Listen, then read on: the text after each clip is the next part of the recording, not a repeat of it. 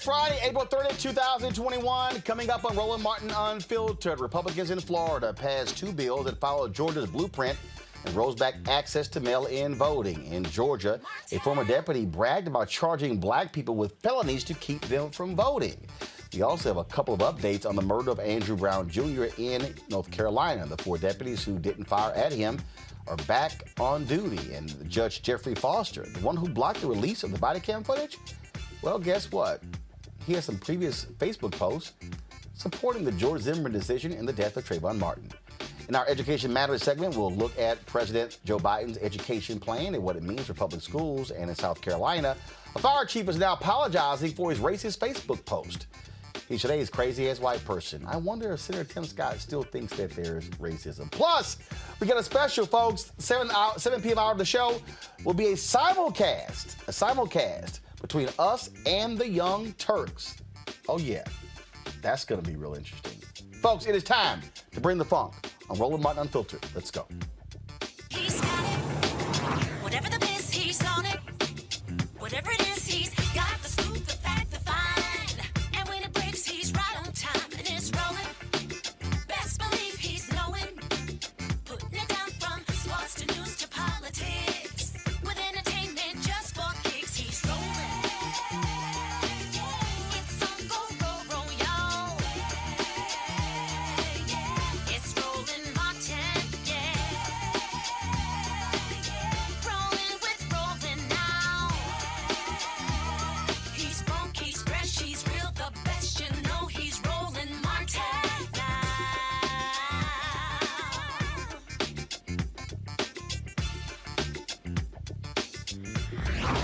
Martin. How many times have I told y'all, watch Florida, watch the Republicans in Florida? Well, guess what? They are doing the exact same thing that took place in Georgia. They are moving very quickly to pass a voter suppression bill, all of it about kissing the ass of Donald Trump. That's right. Senate Bill 90 passed in the State House last night and will become law once signed by Governor Ron DeSantis. With the signature, the bill will, of course, limit the availability of drop boxes to early voting hours and limit who can collect and drop off ballots, ban outside groups from giving water to voters near polling places, and more voter ID requirements for absentee ballots. It requires voters to request an absentee ballot every election. It also empowers partisan observers during the ballot counting process. Yeah, Senate Bill 90 is opposed by 66 of Florida. Listen, this is the difference here. Senate Bill 90.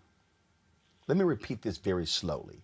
Senate Bill 90 is opposed by 66 of Florida's 67 county election supervisors, religious leaders, voting rights advocates, and a number of corporations.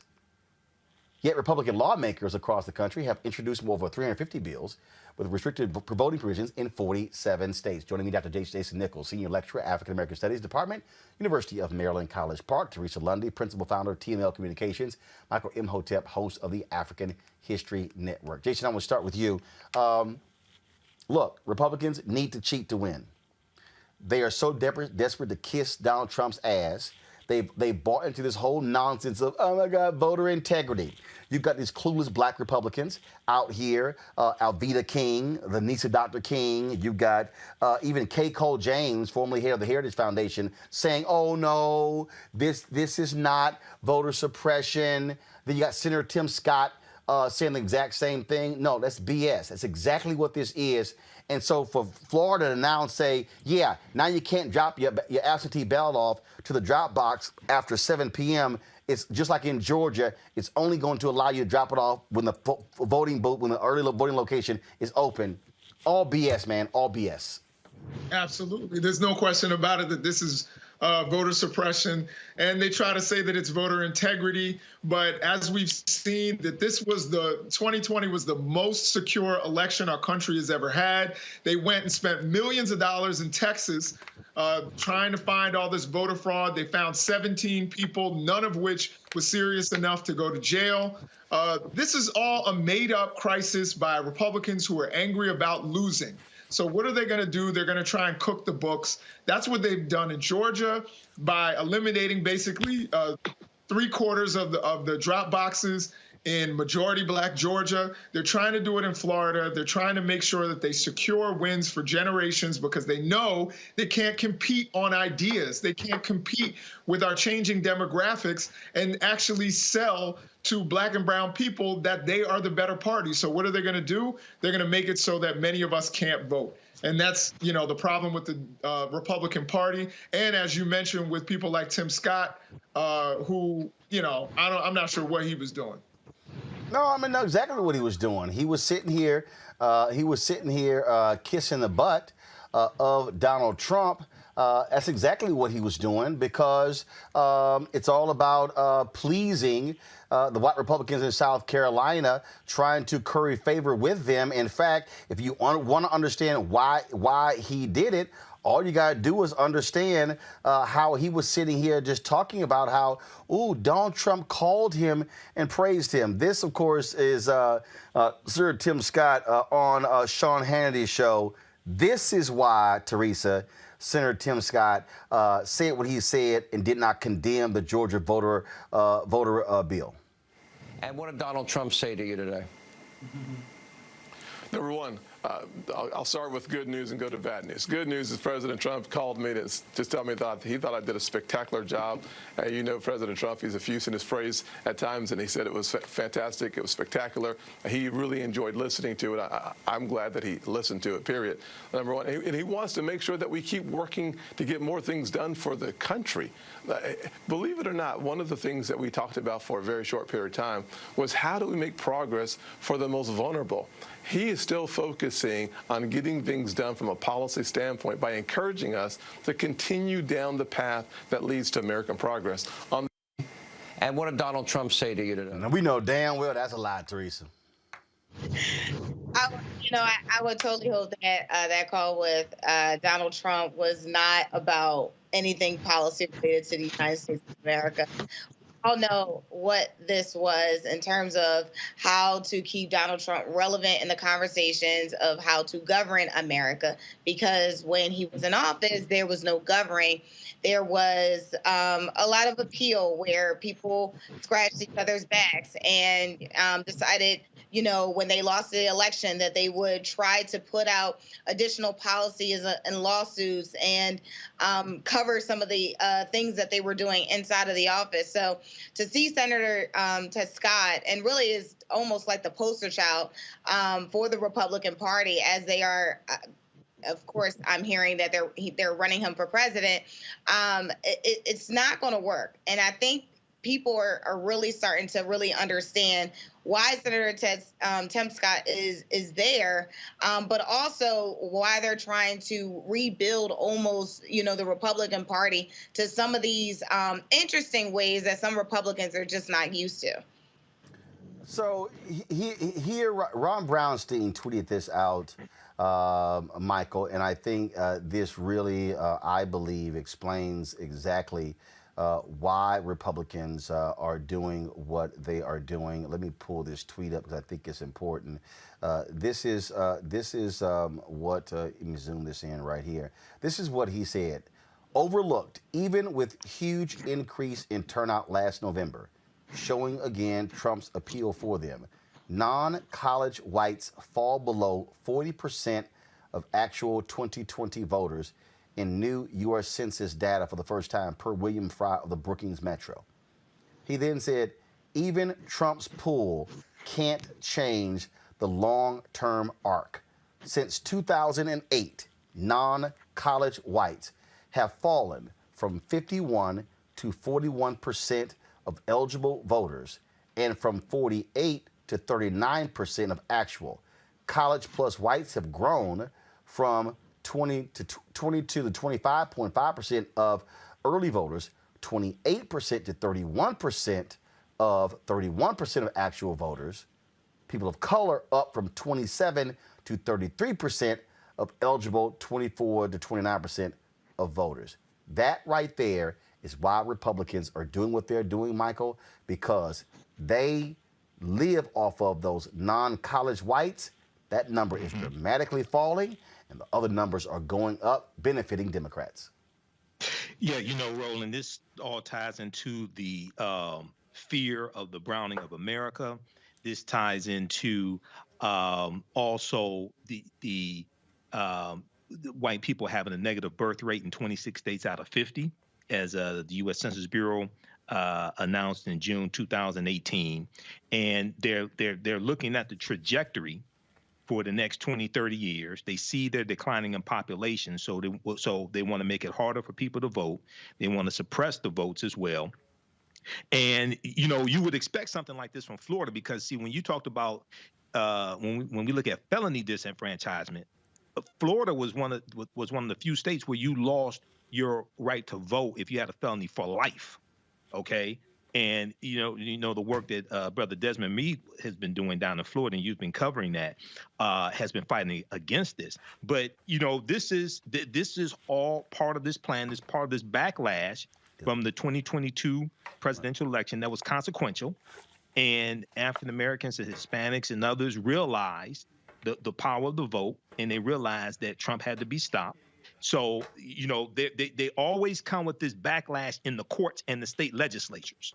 Okay, it's just like 2013, Shelby County versus Holder, U.S. Supreme Court case, backlash to 2012 presidential election where President Barack Obama won a second term. That's what we're dealing with here. So we have to fight against this, and we have to keep up the pressure on the corporations to put pressure on the state legislatures as well. The work that LaTosha Brown and others are doing, we have to keep this up, brother. But this is all out war. We're going to have to engage in economic guerrilla warfare, as I've been saying. Well, it's no doubt. And again, you're going to see more of this, Jason. You have folks like Mark Elias, largest committee for civil rights under law, NAACP, Legal Defense and Education Fund, and others saying we're going to battle this out in the courts, which is why it was so important, which is why Republicans held up more than 100 seats under President Obama, and then gave the opportunity for Donald Trump, him appointing all those federal judges, more than 280. This is why, because they want them ruling in their favor once the lawsuits are filed. Absolutely. The judicial system is a backstop for everything. And so they knew, it's not just the Supreme Court, it's district judges, all of that. They knew that a lot of their policies and ideas are going to go before judges. It's funny, though, with Donald Trump, when he was president, he couldn't even win in front of his own judges because a lot of times, it was just no merit. There was no merit to a lot of their legal claims and lawsuits. And they would go in front of courts and lose in front of people that they put up there because they couldn't even fake it. And we saw that with the last election. I agree with the last brother.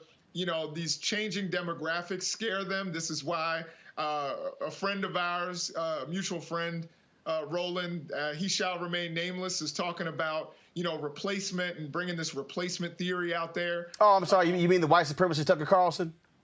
I'm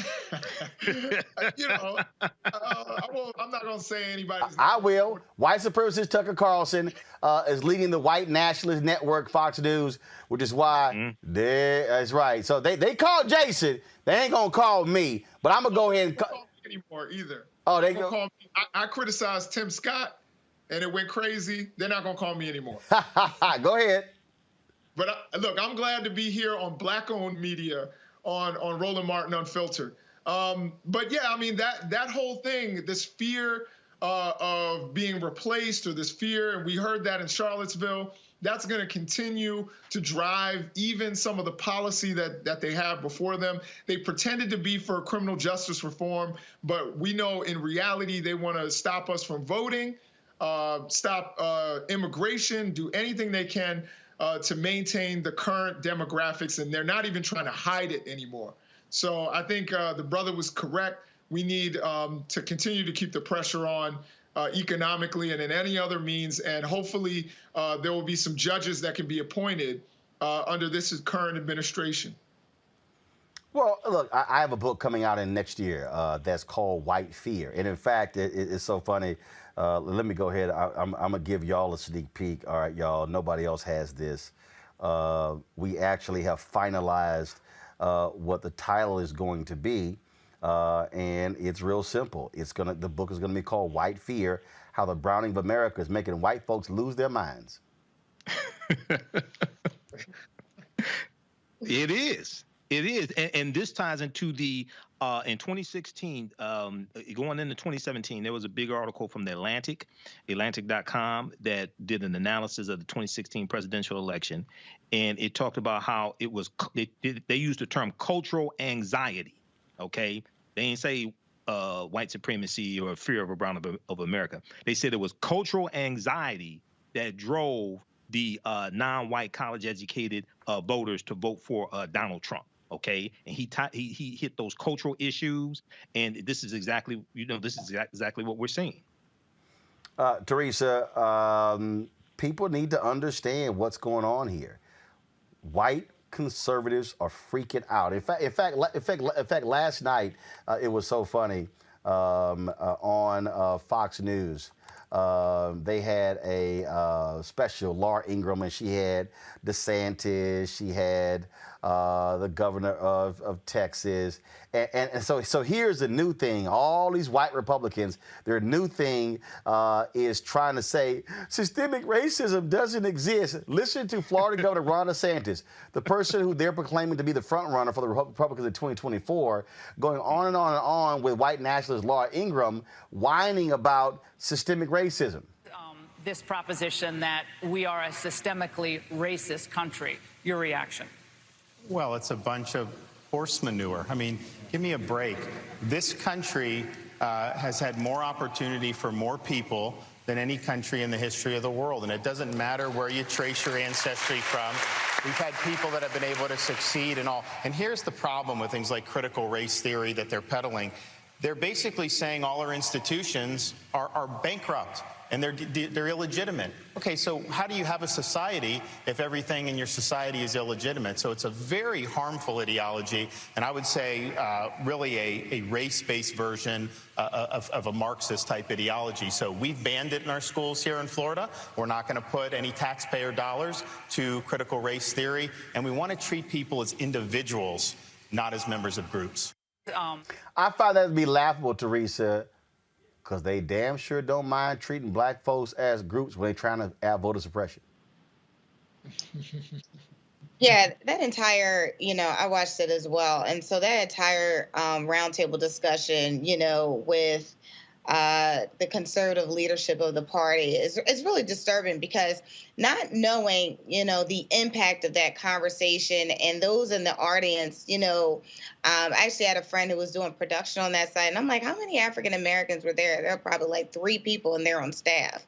So when we talk about systemic racism and how, and Governor DeSantis said he eliminated that education inside the school system, he's really doing a disservice, not only to the individuals that's in his state, but also to the culture. Because you have to understand, and Roland, you talk about this all the time, when we really, start to dig into what systematic racism is and what it looks like and the various forms thereof. And so when we have, elected leaders saying this type of ideology, and people are essentially, okay with this and okay with not knowing where our history and not knowing, how we came out of it, but then got a nerve to say that opportunities are just at the horizon, when really, African Americans and immigrants actually built this country. It's a hard shocker. Again, for those who are being elected and teaching this type of doctrine, who knows what the generation is going to be, and it's just really harmful to the public. Actually, no, but I think to Jason's point, let me channel Dr. Greg Carr, who would say right now, I'm glad to see the white nationalists speaking publicly what they've always said and believed privately. Because see, because it's now become real, now they got no choice. There's no such thing as dog whistle anymore. No, they're hollering, they're screaming, they're yelling. They're saying exactly what the whole deal is. Donald Trump was the embodiment of white supremacy. And Donald Trump said stuff not giving a damn, and the rest of the party was like, oh, well, hell, we don't have to listen to Lee Atwater and use other phrases. We could just go ahead and say it. We don't want y'all asses here. The travel ban, that's all that was about. We do not want people of color. What did Trump say? Why can't we get more people from Denmark? What was he saying? Hey, we need more white people. Game, recognized game. So, Jason, what our response has to be is to say, thank you. I appreciate you showing your sheets without the hoods. No, I agree. And number one, people from Denmark don't want to come here because they've got universal health care and a lot of things that we need here in this country. But I think you're absolutely correct. You know, I think it's good when people, you know, it's the old metaphor that I think Malcolm gave where he talked about, you know, a wolf and a sheep, a wolf and a fox. You know, a wolf lets you know who they are and you can see them coming. A fox pretends to be with you while he's sizing you up the entire time. And so I'm actually glad that people like Donald Trump have exposed a lot of these members of Congress, a lot of people who are celebrities, a lot of others. We know who they are and what they represent now. And I think that's actually a good thing. Like, you know, I'm not shocked anymore. When these people expose themselves and show exactly who they are and what they stand for and the policy that they stand for. And I think one of the scary things, though, and I see what Miss Tiffany is saying, is, you know, the fact that it's been so mainstreamed to be hostile to people of color, whether it's Muslims or whether it's immigrants from Central America. It's become so mainstream to speak so openly about being hostile to those groups that it's going to be uncomfortable. But I think, again, like the brother was saying earlier, we just have to continue to fight against that and to, you know, make inroads that way. Bottom line is, folks, we got to know exactly what we're dealing against, and we got to prepare folks for it. Let's go to Georgia, where an FBI investigation uncovered text messages from a former Middle Georgia sheriff's deputy bragging about how he had beaten a black person he arrested and planned to charge black Georgians with felonies to keep them from voting. Cody Richard Griggers was fired by the Wilkinson County Sheriff's Department for affiliating with an extremist chat group called Shadow Moses. He wrote he felt sweet stress relief after he beat the shit out of a black suspect in those chats. Earlier this week, Griggers pleaded guilty in federal court to one count of possession of an unregistered firearm. He faces up to 10 years in prison for the firearm charge. I wonder what the people are going to say. It's only a few bad apples, Teresa. Yeah, it's just very interesting. I mean, it's also draining, but charging black people with felonies to prevent them from voting is, again, it goes to primary to our last segment where we're talking about they are out front. Conservatives are out front. They're pushing every narrative they can. They're being bold about it. But I don't foresee black advocacy groups and organizations really taking this on the chin and allowing this to happen, because people are understanding where their vote matters. They're understanding that it is their time to allow their voice to be heard. So I think there is probably going to be more to this than really meets the eye that this deputy is doing. But it's not a surprise. We've seen other chat groups information released, Michael, showing what these cops are saying and thinking in them, and they're being who they are. That's why I support the Pentagon and Department of Homeland Security weeding out extremists and going through. That's exactly what should be happening. That should be happening on the state level, the county level, the city level, school police as well. We should be ridding all of these institutions systemic racism, Laura Ingraham, as well as all of you crazy Republicans. This is what systemic racism is.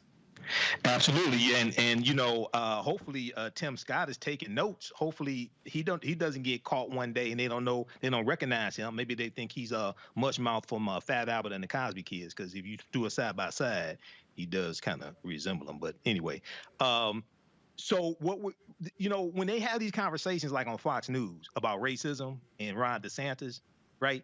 They never define what racism is. You ever notice that? He wants to talk about individuals. Racism is a group-to-group relationship. Racism is a system of advantage and privilege distributed based upon race, which comes out of the ideology of European white supremacy. When you look at something like this, there's a history of felony disenfranchisement. And we see this going back to right after 1870 when the 15th Amendment is ratified. Okay. And it's designed to help keep African Americans from being able to vote. Okay. So after the 15th Amendment gave African American men the right to vote, then you start seeing these laws put in place in various states, especially southern states, where you lose your voting rights if you have a felony. Okay, so the question, all the people who say it doesn't, voting doesn't matter, they should ask the question, why is this officer, Cody Griggers, former officer, why is he trying to keep African Americans from voting? So yeah, brother, this is deep, and this is in Georgia. And Georgia is the same state where Ahmaud Arbery was killed. And Georgia is the same state where you have SB 202, which in the state legislature is trying to keep African Americans from voting. I'm real clear what we're facing, folks, and we just have to understand that. Let's go to North Carolina, where a sheriff has put 4 officers involved in the shooting death of Andrew Brown Jr. back on active duty. Sheriff Tommy Wooten announced he reinstated 4 out of 7 in the press release, stating, after reviewing the preliminary conclusions of the independent investigators conducting the internal review, and after carefully examining the body camera footage of the incident with my own staff, it's obvious that 4 of the deputies never fired their weapons and deserve to be reinstated to active duty. The other 3 deputies will remain on leave until investigations are completed. Now, recently discovered Facebook post. Now, first of all, before I go talk about the judge, I want you to go back to that statement, please. Pull it up. Here's what's a trip here, Jason. Mm-hmm. He says, after reviewing the preliminary conclusions of the independent investigators conducting the internal review. First of all, the sheriff has never announced who these independent investigators are. So how do we know they're independent? Mm-hmm. Right. Like, seriously. Right. I mean, like we don't know. I don't. Who the hell are the independent people? Mm-hmm.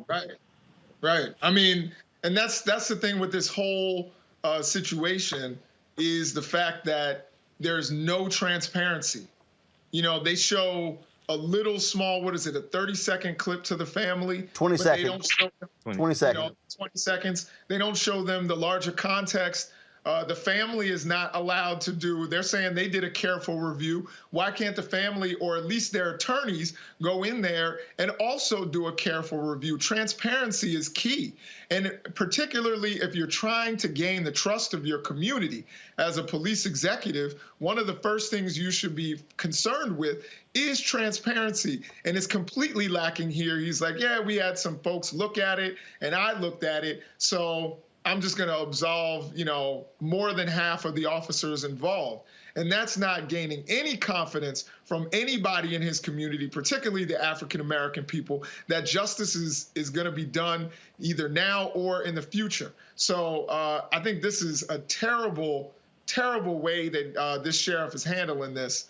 And hopefully people will take note in other parts of the country and see how important transparency is. That's why you have the body camera, is so that the rest of us can feel safe. And if only a select few people are able to review it, then it's like it's not even there. Well, how about this here, folks? Recently discovered Facebook post from the account of the judge who blocked the release of that footage suggests he is extremely pro-law enforcement. Shocker. In 2013, that Judge Jeffrey Foster posted his support of George Zimmerman, saying George Zimmerman was found not guilty of all charges. He should have never been charged. The jury did the right thing. Fox News got it right again, and Nancy Grace has proven once again what an idiot she is. I'm now watching a bitter prosecutor rail and then deny it was about race. Shameful to the end. In 2016, he expressed his feelings against kneeling during the national anthem. And just last year, he posted this pro-police image, which is said to represent the thin line between life and death of police officers' face. No shock. All right, folks, this is really bothering lots of HBCU graduates. Students and faculty are upset at Elizabeth State University because of their decision to house out-of-town officers responding to protest. Students feel betrayed after learning officers are moving into dorms they were ordered to evacuate due to safety concerns. Now, after receiving a lot of backlash on social media, the university release said this, quote, "We are doing the best we can to support our community during this difficult time, working to ensure that citizens can exercise their First Amendment right to protest safely and peacefully. As a public university, ECSU has an obligation to support other public agencies in times of need, just as we count on their help when the campus makes a request. None of the rooms being used were previously occupied by students. The decision to close Residence Hall made on Sunday was made in anticipation of the city of Elizabeth City declaring a state of emergency on Monday morning. Okay, so we were there on Monday, Michael. They declared the state of emergency. The school system said, oh, no classes, we're going to be all virtual. I'm sorry, there's no riot. Folks aren't losing their mind.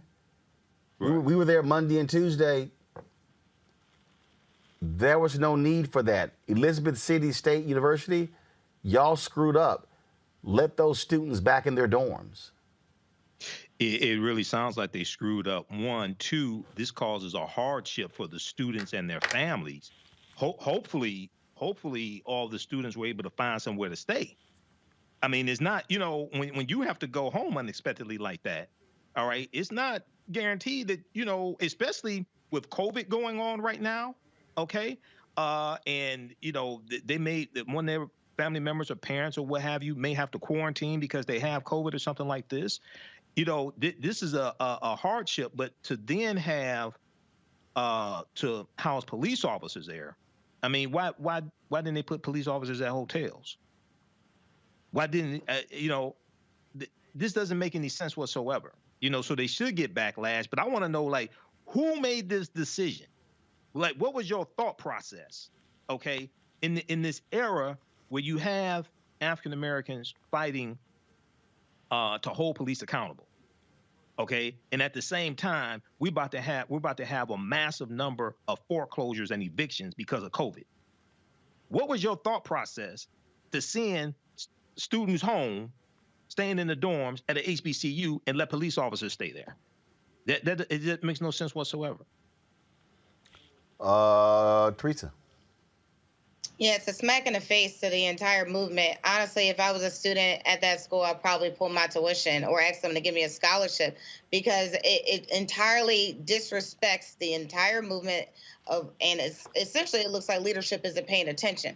So to do the opposite, it really is troubling. And I think those students really need answers to some of the decisions that's being made at that university. Yeah, I would think so as well. Jason, your comment on this, please. Yeah, I'll just say that I'm sure some donors to Elizabeth City State University are watching. And I think a lot of being a university employee myself, I know that universities think a lot about donors. So I think that some donors need to maybe make some phone calls to some of the high-ranking administrators and officials there at the university. And there need to be some conversations had on behalf of these students, and maybe even get in touch with some of the student leadership there, and they both talk to these people. And if they don't necessarily listen to what their donors are saying and what their students are saying, then I think you go into phase B, where there will be protests, people coming on media programs and talking about the failures of the administration at Elizabeth City State University. All right then, folks. The family of Ma'Khia Bryant gathered today to say their final goodbyes. While Columbus police officer Nicholas Reardon fatally shot the black 16-year-old teen on April 20th, body camera footage from the incident showed the Bryant with a knife. Now, of course, folks, the funeral took place on today. We can show the video of that. It was certainly solemn for the family to have to bury the 16-year-old. They still are demanding justice in the case of, in her particular case. It was again a case that that shot lots of people, and in fact, this is some video here. I'm going to pull it up, y'all. That there was COVID. There were a lot of COVID protocols taking place at the funeral, and this is some of that video footage of the folks giving a standing ovation to the mother of Ma'Khia Bryant during the funeral. And so certainly a very, very sad story, having to bear the 16-year-old. A lot of people have been talking about the aftermath of this particular case, and one of the things that we also are hearing, which I do think is important that folks have to deal with, is how we deal with our anger or frustration. Michael, what I'm talking about is what we have been hearing is this clash between Makia and other foster kids. Mm-hmm. I think about the Isaiah Brown story in Virginia, Spotsylvania, where he and his brother were arguing. Isaiah says, "Man, I'm gonna take this gun and kill you." Calls the cops. Isaiah ends up being shot 10 times by the cops.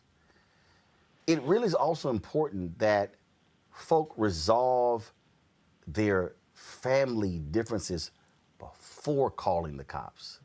Yes. And because that's significant. That calling the cops as a bailout, we see, has led to Black deaths. Yeah, you're right about that, brother.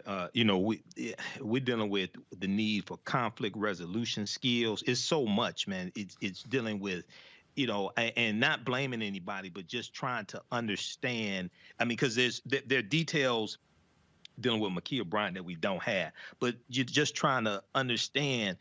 Okay, why was she in foster care? What happened? Not blaming anybody, not blaming her family, anything like that, but how did she end up in foster care? Why didn't any of the adults, it appeared, looking at the video, it appeared that there was some adults standing around. Why didn't they jump in and break this stuff up? Why are they still fighting and the police are already on the scene? It's just a number of different things.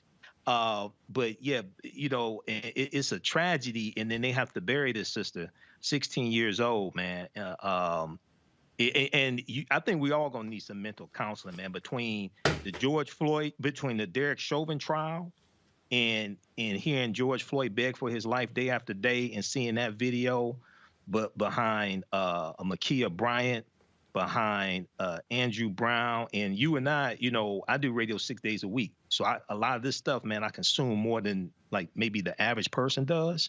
And, man, I probably cried more probably this past month, man, than maybe about the past 2 years. So, this is deep.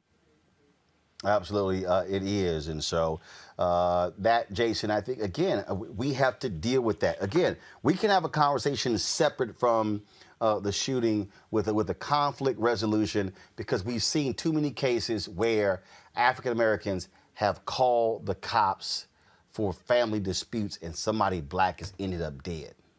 Mm-hmm.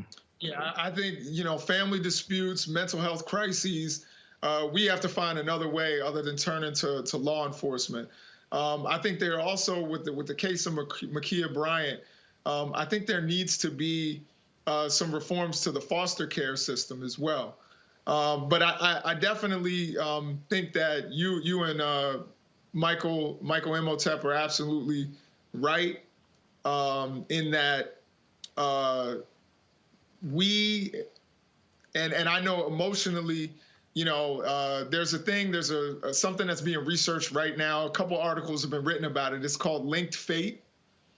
And that is that when Black people see another Black person die, particularly in circumstances that could have been avoided, you start to put yourself in that circumstance, or you put your loved ones in that circumstance, and it can be harmful to your own mental health. And so there's been, a lot of debate over whether we should share those videos that show Black death in that way. And I think the Makia Bryant case, where you saw, I watched TikTok videos of her doing little cute dances. She was just a child.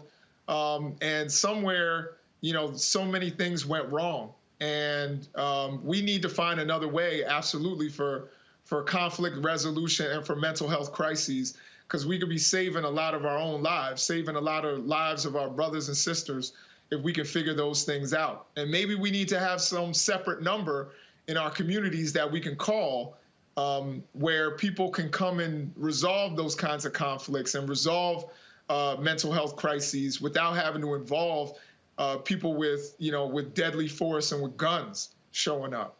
Absolutely. Folks, got to go to a quick break. We come back. Our Education Matters segment, President Joe Biden's education plan. What will it mean for black students and families? That is next on Roland Martin Unfiltered. What still impacts and what creates change is when we mobilize. When we say we're not powerless, and if I get with you and you and you, and all of a sudden it's 10, then 20, then 100, then 500, then 2,000, then 5,000. All of a sudden you have mobilized people. That creates that voting power. And then when you throw somebody out, it catches their attention real quick. But not only just that, they have to know what it is that they're standing for. Because if you have friends that talks politics, then of course we're having a decent conversation and I'm being educated at the same time. But if my group of people are not talking about that, then I still don't know. So I can unite with you, and then I'm making sure that you have the voice, but what if you don't have the courage to speak? So you're still getting a group of people together that don't know how to do nothing. Carl Payne pretended to be Roland Martin. Holla! Hi, I'm Chaley Rose, and you're watching Roland Martin Unfiltered.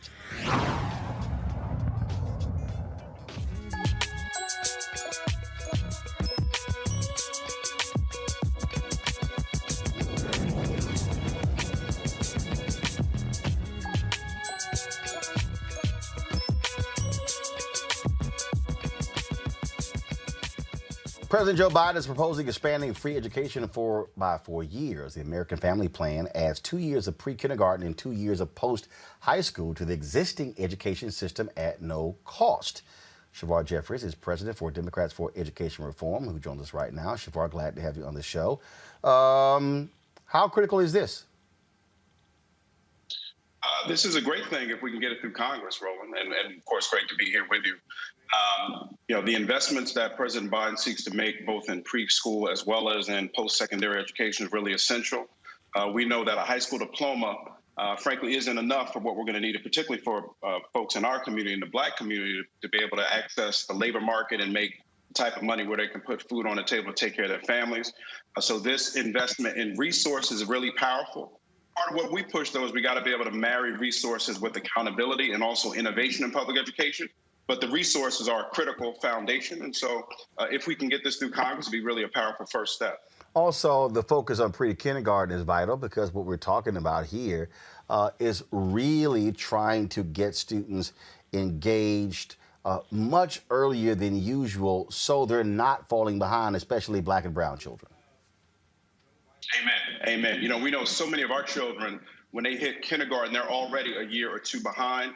And we know that, frankly, third grade literacy rates is a significant early indicator of whether kids are going to be on track for college and competitive careers. So making sure that our kids don't start kindergarten already behind is a critical step. Too many parts of the country, folks simply don't have access to preschool opportunities. And so this investment, again, if we can get it through Congress, will really be powerful and transformational. We're going to have to continue push for accountability because sometimes the checks get written and then our kids don't always get what they're supposed to get. But the resources are the critical foundation, so then we can hold our states accountable and make sure that there's quality programs available for kids in our community. Jason, how big is this idea of pre-kindergarten education? Jason? Oh, yes. No, I think that's incredibly important. When kids fall behind, and I visited some schools where I've talked to some kindergarten teachers, and they're like, the difficulty is that some kids come in not knowing their letters or not knowing their numbers, and then you have other kids who can read, and so you're either going to leave those kids who haven't learned prior to kindergarten, haven't been into a school setting prior to kindergarten behind, or the other kids are going to get bored. And a lot of times you find a happy medium, but that often still leaves those other kids behind. And so making sure that every child gets universal pre-K is incredibly important to the future of our country, and particularly for our community, for Black kids, for them to have access to education earlier is going to put them on track, as Brother Shaver said, put them on track to do well later on in life. So I think that's so important that, and hopefully we'll actually tackle it with this administration. But Shavar, what also has to happen is our community has to be mobilized and organized to ensure and demand that those resources be allocated properly on the local level. Amen. That's critical. We see this in K-12 already, so it's a beautiful thing to get these additional resources for universal pre-K. But as you said, Roland, equity is essential in allocation. We got to get these resources allocated to the highest poverty schools, the schools with the highest percentages of Black and brown students. And then again, we got to hold the system accountable, because we have seen in many of our school districts where checks get written, but our children don't always get the education that they deserve. We need the resources. That's critical. Thank goodness for President Biden to take this step. Then we got to make sure our local advocates, our local families, our local leaders are holding the system accountable, make sure our kids get the type of education that they deserve. Teresa. Yeah, I'm looking forward to President Biden actually, coming through with this. And again, you're right. It's not about just checks written. It's about real resources. Not only, I'm in Philadelphia, so obviously we are probably on the scale of 100 when it comes to knowing what real reforms will look like when these resources come. But being allocated effectively is also another thing. So essentially, also hopefully this plan, and I didn't look at it thoroughly, but it also includes charter schools, because here in Philadelphia, there is a need where most families, African-American families, if they are having a hard time in public schools, they did take their child to charter schools. So hopefully there could be some sort of balance in there as well. Shavar? Well, that's a critical issue. There's a federal charter school program appropriation that will be coming up for a vote as part of the federal budget. President Biden, during his campaign, said he supports nonprofit public charter schools, and he believes that parents should have a right to select that school. We have to keep our eyes open and make sure that those dollars actually get into the federal budget. But this is a critical time. It's important for folks to know Black students, we have been disproportionately hurt by the school closures, the lack of the internet infrastructure to even access remote learning. Even if you had that internet access, it was oftentimes Black students who were learning in what's called an asynchronous way, which meant that rather than a teacher teaching live on the platform, the parent and its student had to go online into the cloud and find the lesson. When you put all of this together, early reports are showing that because of the pandemic, Black students may lose up to 1 year of learning because of the pandemic. And we already only had about 25–30% of Black students on grade level anyway. So this could be a generational set of consequences for our families and our communities. We're going to need all of our advocates to push for these dollars, but to raise our voices and hold these local systems accountable to make sure they're actually working for our kids. Michael. Hello, Brother Shavar. Question for you here. So there's $109 billion to offer 2 years of free community college to all Americans. Explain, why is that significant? I think it is, but I've heard some people say, well, people can already go to community college for free and get Pell Grants. Everybody doesn't qualify for a Pell Grant, but this is the argument some people are making. So explain why this change here is so significant, and how will it benefit African Americans? Well, it's an important step because we still have some states. So there are certain states that have already, as you point out, made first 2 years of community college free to get an associate's degree. There are many other states, particularly in the Southeast, Southwest, that aren't there yet. So to make those resources available, that is very significant. We should be very clear, however, that community colleges have very low graduation rates for Black students. You're talking oftentimes less than 10–15%. In community colleges. Our children are generally better off to get to a 4-year college out of high school. Community colleges ought to be reimagined, in my view, as a workforce development space for those folks who, for whatever reason, college may not make sense for them. But we got to be very clear. We got to hold these systems accountable to produce. Sometimes folks write the check, have a nice press conference, they walk away. But then it's our kids where it's only 15 out of 100 who are graduating from these community colleges. And so it's a nice step. It's important. There's many states that don't have free community college, so that's significant. But actually holding these systems accountable to produce for our community is the step that we have to hold folks accountable for. All right, Shavar Jeffries, we certainly appreciate it, man. Thank you so very much. Thank you. Thanks for having me. All right, folks. In Connecticut, 5 nooses were found on different floors throughout an Amazon construction site. Police say there are no surveillance cameras and the facility is accessible to hundreds of employees from various companies. Authorities have collected the ropes for investigation. There are no suspects at this time. All right, y'all know what time it is. No charcoal grills are allowed. I'm white. I got you, Carl. Illegally selling water without a permit On my property. Whoa! Hey! You don't live here. I'm uncomfortable. The South Carolina fire chief is apologizing for making racially insensitive comments on his Facebook page. Francis Butch Gent posted this to Facebook. Dear police, stop responding to these black neighborhoods. They will eventually kill each other, and the fake news won't have a story. After receiving heavy backlash from city leaders and community members, Gent said he guesses it was racially insensitive, and he didn't mean it that way. Once word of the post got back to Lancaster County officials, Gent deleted the post and released the following statement. I would like to apologize to the black community of Lancaster and throughout the country. The post I made on Facebook was not meant to be an attack, not meant to attack you, but rather a jab at the news media. My father instilled in me that the police were to be respected and honored no matter what. The media has done everything they can to demonize them to get a story and ratings. After the police shot and killed a teenage girl trying to kill another girl, the media said he went too far, but if he had let her kill the other girl, then they would have said he should have done more. The police can't win in these violent confrontations. I lost it and made that post. The wording was very inappropriate, but anger blinded my judgment.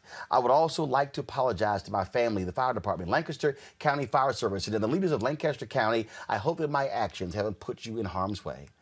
I have served the residents of Lancaster County for over 40 years. I don't see color in the residents that I serve.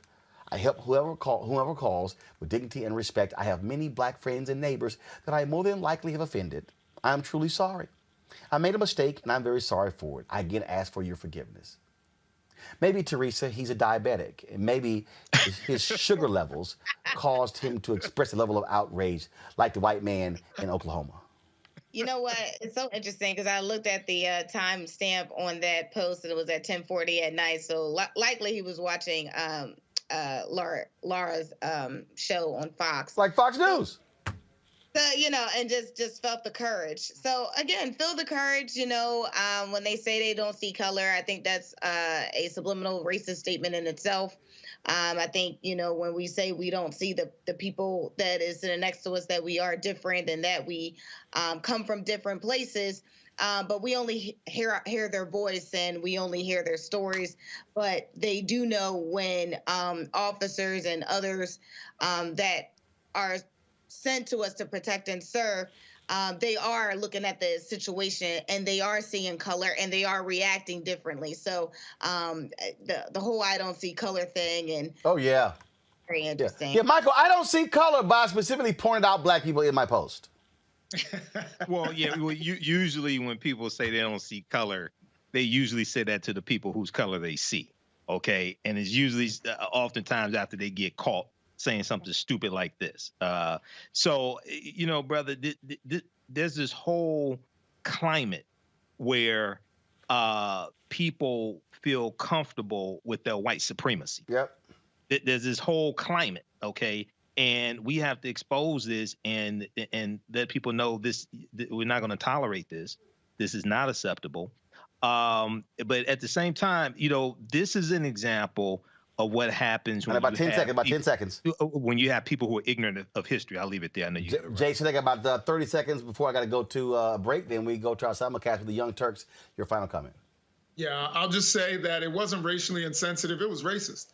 And, I'm glad that he showed himself for who he is. So those black people who knew him for 40 years that he is now calling friends, I bet you they probably never seen the inside of his house, never done anything with them. I hope that, now they know who he is and he's exposed himself for who he is. So I think that's a good thing. All right, then. Jason, Teresa, Michael, I surely appreciate it. Thanks a lot for joining us in the first hour of Roland Martin Unfiltered. All right, y'all, for the second hour, a simulcast. Never done this before. A simulcast with the folks at the Young Turks. That is next, folks. No, we're not playing that, y'all. That's too long. So in about 30 seconds or so, we're going to be going. With the folks with the Young Turks at the top of the hour. So looking forward to that. Let's do this here, folks. Let's go ahead and roll our. Let's do this here. We're going to first roll our. First of all, airing right now on Facebook. Let's go to your Facebook page. It's pinned at the top. The conversation, the intergenerational conversation between Tiffany Lofton and Dr. Janetta B. Cole. Here's a preview of that conversation. You go to our Facebook page right now. You can actually see the full 15 minutes. Watch this. Have lost the ability to focus the discipline on the art of organizing. It takes all of y'all to represent your generation. The African proverb says, the young go fast, the elders know the way. That is so freaking dope. What a powerful combination. The challenges, there's so many of them and they're complex, and we need to be moving to address them. But I'm able to say, watch out, Tiffany. I know this, Roland. Like you said, giving folks the wisdom and we can go fast together. Mm-hmm. It happens in a lot of spaces. I don't think it happens enough.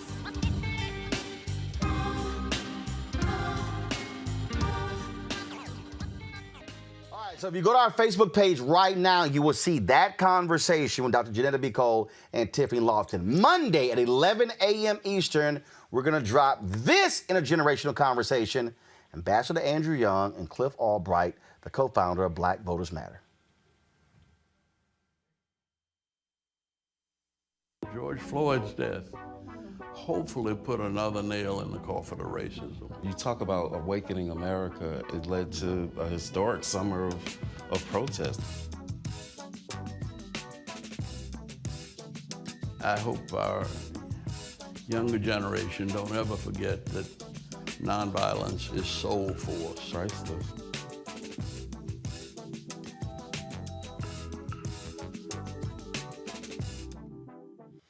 All right, folks, again, that conversation is going to debut at 11 a.m. on Monday. Trust me, you want to see that discussion.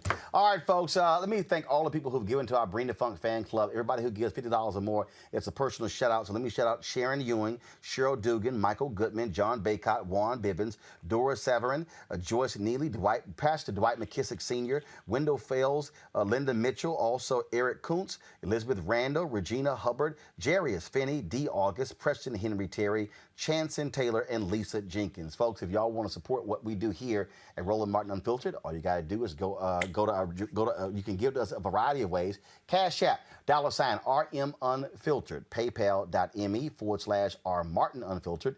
You can also support us at Venmo, please, graphic please, venmo.com/RM Unfiltered. You can also Zelle, Roland at RolandSMartin.com. Control Room, graphic, thank you. Again, for our Bring the Funk fan club, again, you can support us. Cash App, $RM Unfiltered, paypal.me/R Martin Unfiltered, venmo.com/RM Unfiltered. Zelle is Roland at RolandSMartin.com or Roland at RolandMartinUnfiltered.com. All right, folks, just a few seconds. We're going to be joining the simulcast with the Young Turks. Young Turks, can y'all hear and see me? Yes. Oh, I can hear you. Yeah, we can hear you. Okay, all right. They can hear me. Can they see me? Oh, well, at the break, I'll get my water. It's in the fridge. Yes, we can see you. All right, y'all can see me. You can hear me. Guys, can I see them in the preview, please? He's asking his people. All right. We're about to come back live on the show right now. So cool. All right. Jank's going to take control of it. And you're going to see in program, one of your feeds is the Young Turks, and Jank's going to count in. You're going to see him introduce the segment. Cool. Last rules on this, getting to go take off, then it's no cursing, and we're going to count us in. All right, let's do it. Get it all out. Is Dame okay? All right, let's go.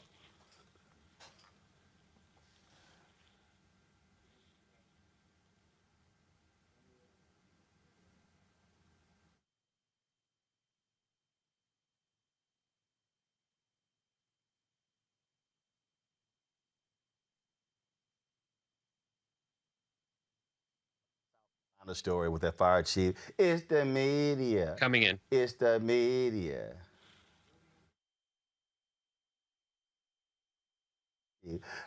It was the media. Nah, you're just an idiot, dude. That's what you are. And he should lose his job. He should lose his job. Drop it. Y'all, what the?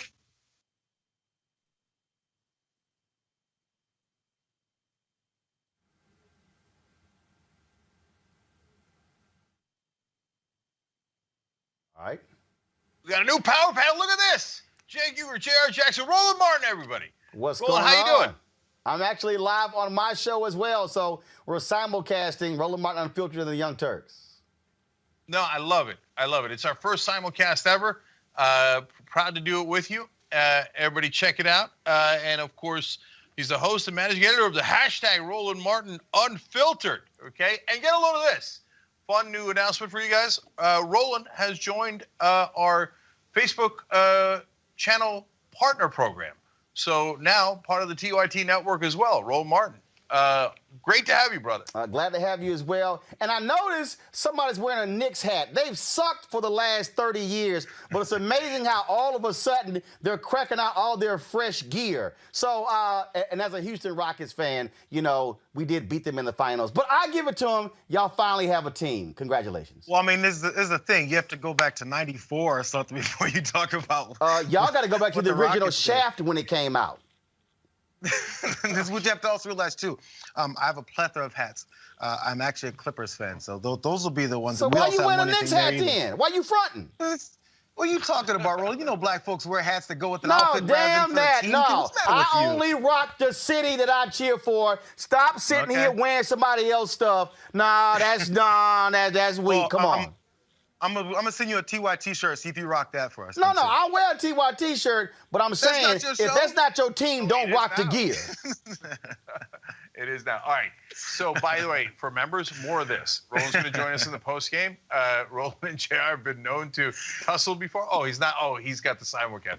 All right. Well, then JR and I will do it. I'm going to talk trash about Roland in the post game. No, I'm here. Okay. I thought we were here for the next hour.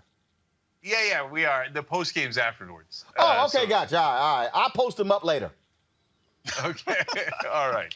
Sounds good. All right, guys, we got a lot of news, and JR's going to take us through it. So, JR, go ahead. Let's do it. So, a Daily Wire panel discussion about President Biden's plan to raise taxes on the rich and corporations in order to pay for some of his agenda, it devolved into a discussion about raising taxes on the poorest of the poor. Try and figure that out. So this all started when Ben Shapiro, who was on the panel, was sick and tired of the richest in the country getting fleeced by the government. So when he heard that Joe Biden was pushing something to raise taxes to make sure these things happen, he was screaming at his TV. So I'll let him do the talking. I was screaming at the television when he's talking about taxes because what he is saying is so obviously asinine.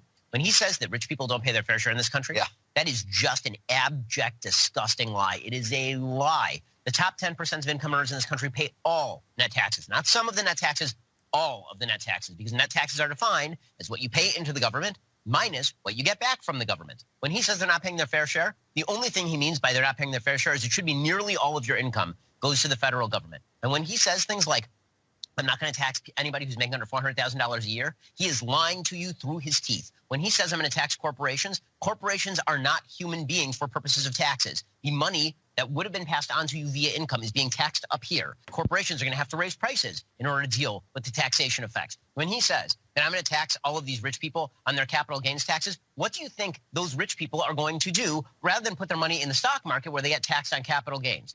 They're not going to put their money in the stock market. So what happens to your 401k? And what happens to the businesses that hire you when Joe Biden decides that your boss needs to be taxed out of existence in order so that he can determine where the dollars go? This jackass who's never created a single job in his entire life. Oh, my God.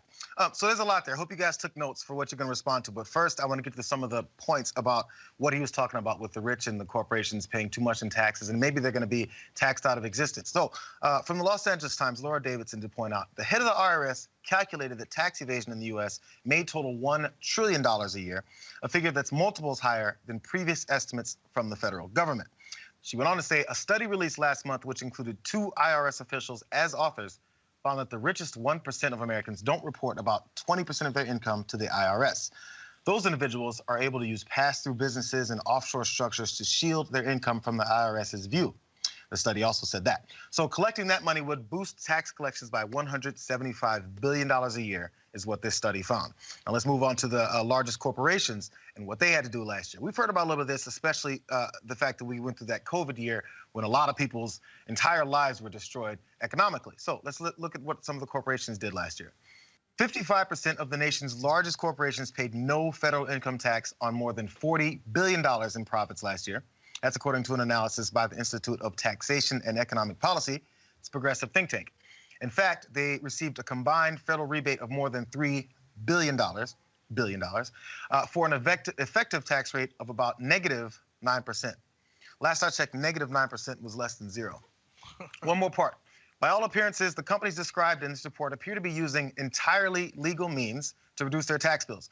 Many of the tax provisions these companies are using exist because they themselves have lobbied heavily for their creation. Again, their money has gone to lobbying politicians to make sure that the law is a certain way that they can have these tax havens, openings, loopholes, whatever you want to call them, from the richest and the corporations. But Ben Shapiro is still upset because they're paying way too much in tax. In fact, they're paying all of it. So you at home, who are not a corporation or the richest 1%, you're not paying anything. You're doing nothing for this country. So I'm going to get to the taxes that the poor are paying in a minute because they're going to attack the poor in a minute. We'll show you that too. But first on the poor corporations. First, you got these five seemingly rich guys sitting around smoking cigars in a nice room with nice whiskey, etc., going, yeah, the real problem is poor people, man. Oh, the rich have it real tough. And then and they turn around and he does a spirited defense of corporations. I mean, he just has the temerity to do it. That's not a popular position even in the right wing now. Tucker Carlson's hitting big corporations because the right wing is getting crushed by big business too. And he's like, oh, my poor friends in corporate America. So I want to show you one more chart here to illustrate the points that JR was making about how little they pay in taxes. So let's show you this from 2018 corporate taxes in millions. So Amazon made $10 billion. And they have a negative 1% effective tax rate. That's weird. Now look at all these companies combined. It's billions upon billions of dollars that they're making, but Delta Airlines negative 4%. Chevron, why is this giant profitable oil company paying negative 4%? Okay, and it goes on and on. You see the rest. Okay, but guys, when they pay negative 4%, you know what that means? We're giving them money. So you pay taxes as a regular average American, and it goes to Chevron, and it goes to Amazon. It's outrageous, and they pay nothing on the billions of dollars that they make. And Ben Shapiro thinks those poor corporations, they're not getting enough of a break. Roland. Here's what Republicans have done very effectively. They have convinced broke as hell white people to rally in support of rich people. Mississippi, how much of their money is from the federal government? South Carolina, Louisiana, Tennessee, Arkansas. I can go on and on and on. The brokest states in America are red states. But all these broke white people keep supporting Republican policies, and they actually think it's benefiting them. And I'm sitting there going, are y'all nuts? They're not helping you at all. And so part of this deal is, and if you want to really understand how to play, when Dr. King gave his speech in Montgomery after the Selma to Montgomery March, he remarked about a particular book I can't think of right now, but he mentioned it in his book. He said where poor white folks had aligned with freed slaves, and they began to make political changes. The bourbon class, that's what it was called, because it's great that you remarked the cat sitting there drinking and smoking cigars. The bourbon class said, oh, we can't have this. So what did they do? King said they used the media to drive a wedge between poor whites and freed blacks. That's how they were effectively able to use white supremacy, and that's what led to Jim Crow. So what you have is you're the likes of white supremacists, white nationalists like Ben Shapiro, the Daily Wire, the Daily Caller, the Daily Signal, Breitbart, Fox News, all the right wing. They've got all these broke white people saying that's bad against you. And it's kind of like, no. Y'all are broke. So Biden is actually trying to help all of you broke white conservatives, but y'all instead would rather stand and support all of these rich folks who don't give a damn about any of y'all. So, you know, I often talking about if you want to see who is causing the problems in this country, don't look down, look up. It's the people with the power that set the rules. So if you don't like the rules, it's the folks that made those rules. And guess who made the rules? Rich people. Of course, in campaign contributions and the lobbyists, etc. You know how many lobbyists poor white folks have? None. Poor black folks? None. Poor Latinos or poor immigrants? None. Okay, rich folks and corporations have tons and tons of lobbyists. And yes, Roland is right. They finance these propaganda outlets like the Daily Wire and Ben Shapiro and all those guys. They literally have billionaires, right-wing billionaires, giving them money to do their shows, not an investment, just cold cash. You keep it as long as you say what we tell you to say. What do they tell them to say? What you just saw. Rich people are awesome. Corporations are awesome. Only the problem is the poor. Jared, we got the clip on that? Yes. Well, the only problem now is you guys haven't been listening to Jeremy Boring spit some facts. So let's listen to him talking about who the real problems, who the real beneficiaries are of our tax system in America. The people who don't pay their fair share in this country are the poor. We need to raise taxes on the poor. I'm not joking. I'm not joking. The poor in this country pay zero. The lower middle class in this country pay net zero. So we have a group of people who pay no taxes, a group of people who pay no net taxes, a group of people who pay all the net taxes. And his argument is that it's category 3 who don't pay their fair share. Fair share means your percentage of taxes. We've determined that there are some people who shouldn't pay any percent of taxes. Reality on its head. They've determined, he said, who the they is. They've determined that there's a certain group that should pay zero in taxes. You're right. It's just not the group that you're talking about. So in what way would you raise taxes on the poor? Which part of a $10,000 income a year would you raise? To what percentage of that $10,000 a year income would you raise, Mr. Boring? I'm not sure. But watch this. Go ahead, man. Watch this here. And this you have to understand the shell game. A few years ago, Alabama, Raleigh, I think, guy's the governor. He says, I'm going to use Jesus as the example for why we should change our tax policy in Alabama. Literally, it was, what would Jesus do? He said, in Alabama, I believe they start taxing the poor at $5,600. So he said, look, we need to raise it. This makes no sense. It lost 65-35. Guess who were the folks who opposed it more than anybody else? The Chamber of Commerce supported it. Guess who opposed it? White conservative evangelicals. Why am I saying that? Because white conservative evangelicals love talking about Jesus when it comes to abortion, when it comes to same-sex marriage, but they love skipping the part when Jesus talked about the poor. See, they don't want to deal with that. They don't want to deal with the Bible on that. But they love talking about rich folk. The Bible was clear what Jesus had to say about rich being able to get into heaven and poor folks. But no, they want to pimp God. They want to pimp Jesus. And all of these right-wing, white conservative evangelicals don't give a flip about the poor. All they care about are rich donors, and that's why they are all evangelical Christian frauds. And I'm talking to you, Dr. Robert Jeffers, Ralph Reed, Franklin Graham, and Paula White, and I can go on and on and on. Y'all don't care about the poor in this country, because if you did, you would be supporting Biden's tax plan. So now, let me also correct them on the record. So look, just watching those 5 guys sipping their bourbon or whiskey or whatever it is. By the way, nice charcuterie board. I'll give them that. Okay, if you notice on the table. And go, the real problem is the poor. It's out of an SNL sketch. Right. They're like a self-parody, right? But here, let me correct them. They all say, the poor don't pay anything. That's not true. So they're only talking about the income tax because that's convenient.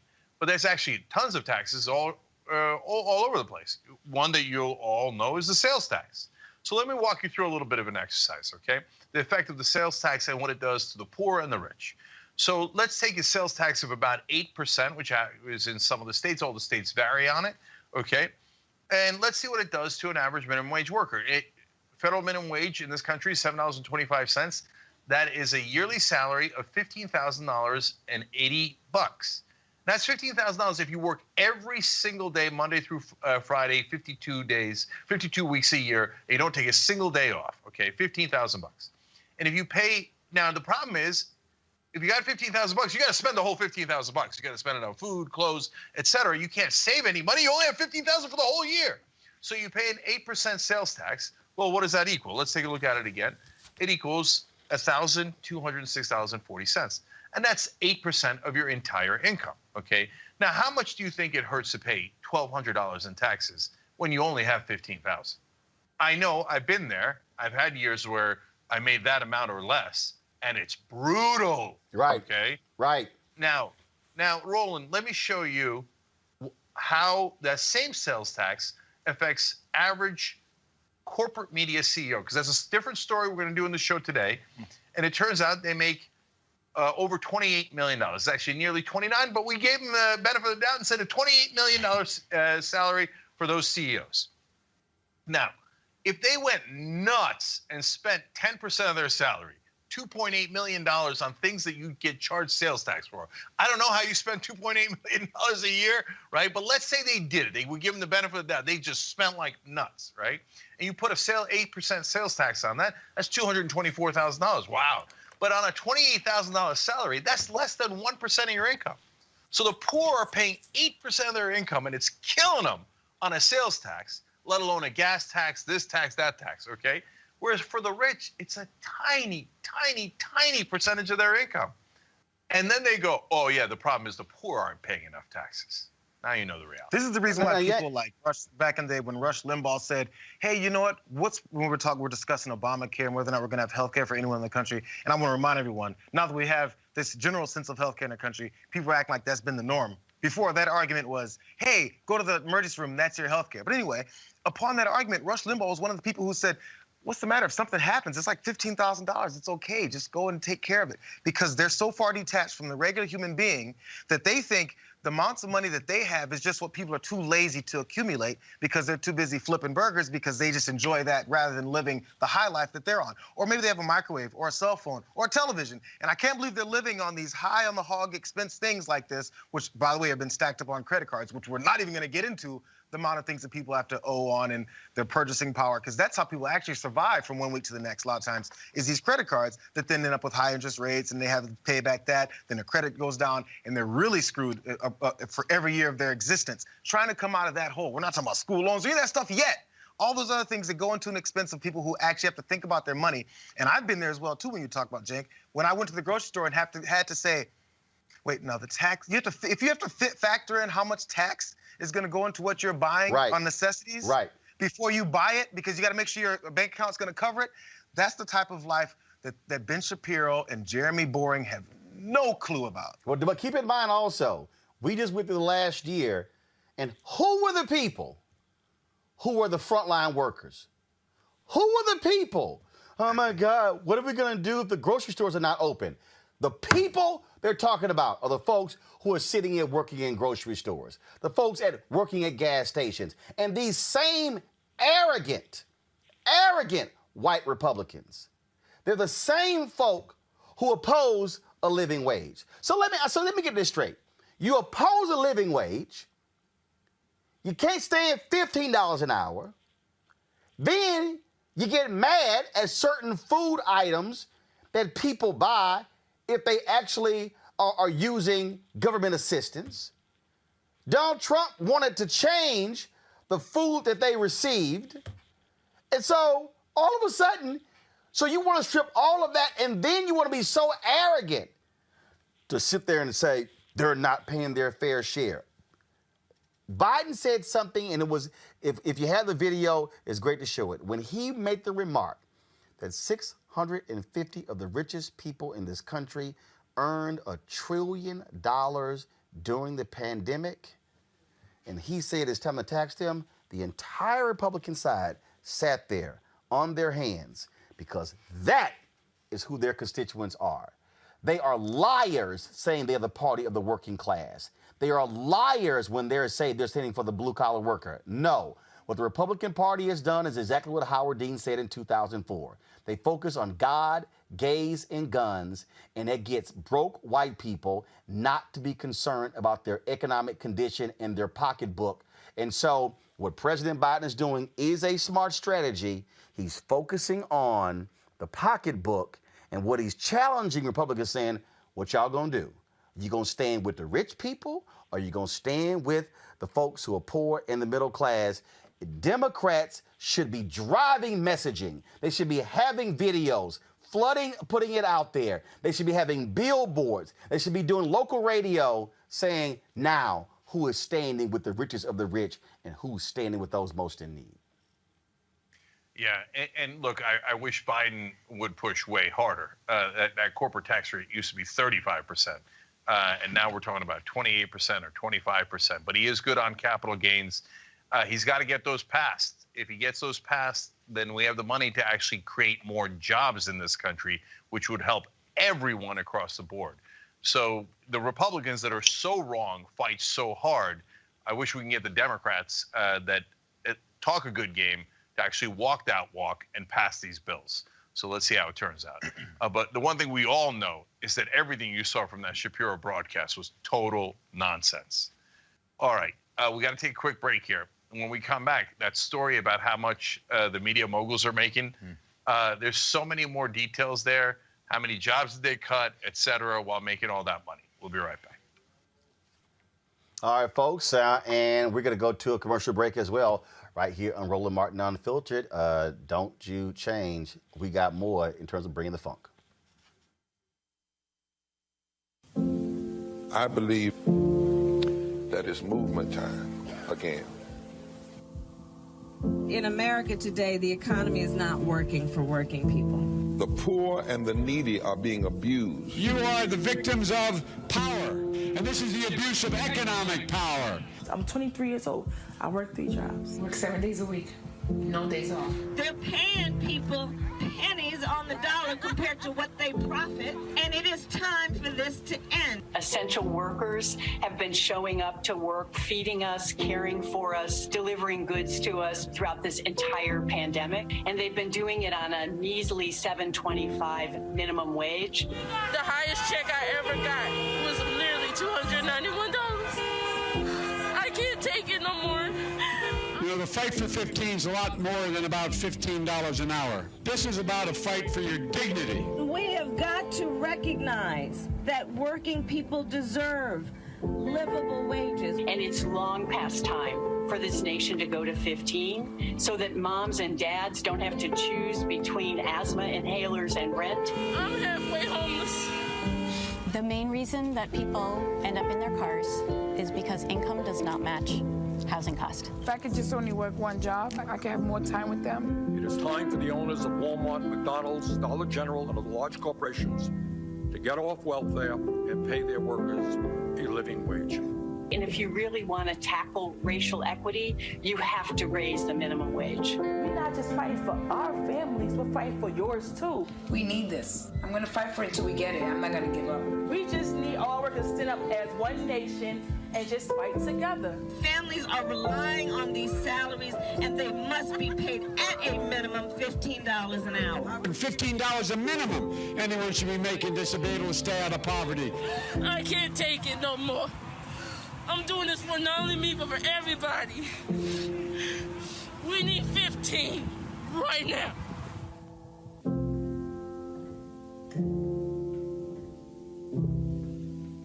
See what's happening. It's not just in Georgia. It's here in Florida and in 43 states across the country. Last year, I had my voting rights restored with an assist from the Florida Rights Restoration Coalition. I did it for myself, but also for my future. Having children, I realized I could make a difference. So I got my voting rights restored, got registered to vote, and I got my vote in through the Postal Service since I was working out in California during the football season. Now, they're trying to undo that, and the hard work of so many others.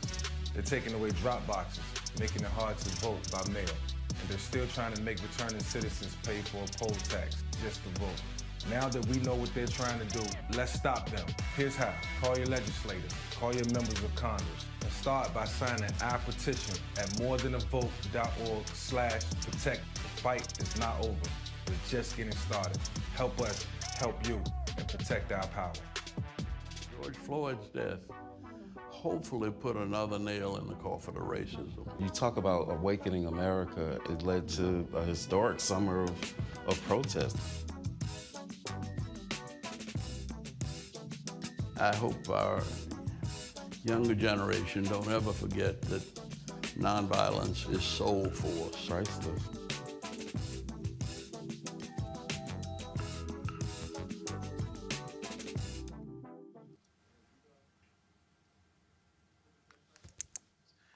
Oh, all right. I'll tell you during the next.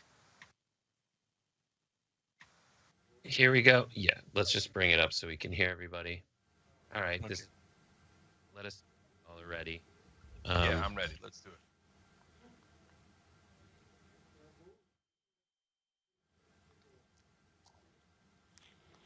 So everybody, of course, we're here in simulcast with the Young Turks, and so in just a moment we'll be back with the simulcast. First time they've done it. First time we've done it with them. We've done it with others. So here we go. Let's keep the conversation going.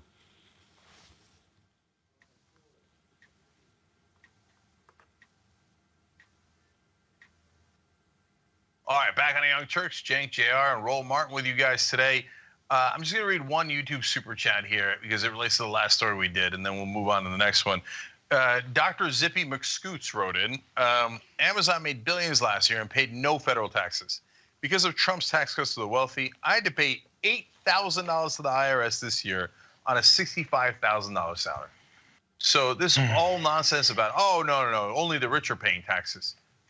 You're all... It range from poor to rich, and most of you are middle class. Did you pay taxes last year? Of course you did. Of course you did. So they're just their propaganda knows no bounds. All right, JR. Before we move on to the next one, I just want to point out, at least Roland is not a fair weather fan because his Houston Rockets are definitely not competing. Okay, moving on. We'll talk about that later, Roland. We'll talk about that later. So y'all have sucked so long, you do not really want to have this conversation. We've got when the news to best get player to. y'all have had in the last decade has been Jeremy Lin, yeah, you might just want to move on. You might want to move on. We'll talk soon. Experts have been pointing out that the COVID issue last year was going to decimate corporate media. So, of course, CEOs of these companies that, represent things like movie theaters all the way to concert venues said that they were going to tighten their belts and help out a little bit, take some cuts to salaries to help out. So the question now becomes, what is the grade on that? What is the results? Have they really been doing it? And for how long did they do it? Well, Variety has some of these answers. Over at Variety, they pointed out Comcast said last year that CEO Brian Roberts and other executives would donate their entire salaries to COVID relief efforts from April 20 through the 2020 through the duration of this situation, quote unquote. The duration of this situation. I'm not sure they knew how long that situation would go. But they started keeping their salaries after just 6 months. They go on to say some people took salary cuts, but it hasn't affected overall compensation. Most of what they lost in salary will be made up for in long-term incentives, the way you can always see, the way most folks, as they point out, people who work for these corporations, I'm not sure if they have long-term incentives with value within the company to pay for any cuts that they made last year, or maybe loss of job that they had last year. Even with the cuts, so the media industry still screws over many of its employees. A typical employee in this industry would have to work 306 years to match what the CEOs averaged in 2020 alone, just last year alone, based on each company's calculation of median worker pay. That's an improvement from 416 years in 2019 that someone would have to work, down to 306 years. Nice. They'd have to work, but remains, it's a far higher ratio than you would see at most top U.S. corporations. So before we get some of the details of what these corporations and these CEOs made versus what their employees make, jump in, Jake. Let me know what you think about what's going on here. So look, I think there's an interesting story because it's not black and white issue. So if you're a company that's making a ton of money and you want to pay your CEO a lot because you think it did incredible work in building up your company. In fact, I have a perfect example of that. Hey, it's a free country. God bless. Okay.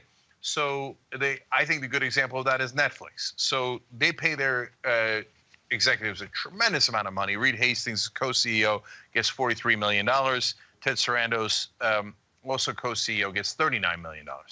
Okay, but look at their average employee compensation. $219,000. Holy cow. It must be good to work at Netflix. So, so at least they're paying their employees a lot of money. Now, of course, little apples and oranges here. Don't get me wrong. If you're at Disney, the average employee salary is way lower. Why? Because they got the parks and they've got a lot of other things that's part of their network, whereas Netflix has a lot of executives that work there, and they don't have parks and public-facing things. So understand, it's a little apples and oranges. But also, shareholder return last year was positive 67%. So you make a ton of money for the company, which they did, and Sarandos and Hastings have been there from the beginning, pretty much, and they built that company in essence.